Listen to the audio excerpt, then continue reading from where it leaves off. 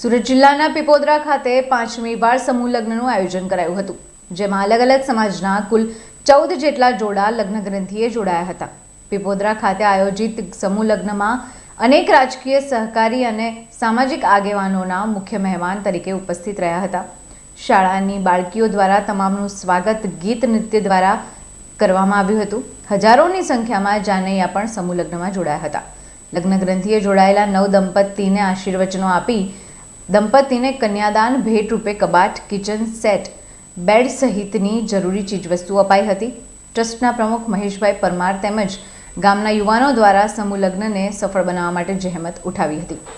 કોઈ અનિચ્છનીય ઘટના ન બને તે માટે સાવચેતીના ભાગરૂપે ફાયરની ટીમ તેમજ પલોદ સ્ટાફ ખડેપગે ઉપસ્થિત હાજર રહ્યો હતો।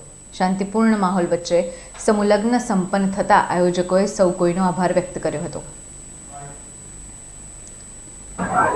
Doctor Baba Saheb Ambedkar charitable trust Pipodara દ્વારા 5મો સમૂહ લગ્નનું આયોજન આ ટ્રસ્ટ દ્વારા થઈ રહ્યું છે અને આજે મોટી સંખ્યામાં અને 14 જોડા આ સમૂહ લગ્નમાં આજે જોડાયા છે અને એમની લગ્ન વિધિ આજે સંપન્ન થઈ રહી છે અને સમાજના આગેવાનો ભેગા મળી, ભાઈ બહેનો ભેગા થયા છે અને આજે નવ દંપતીઓને આજે શુભ આશીર્વાદ પાઠવી રહ્યા છે।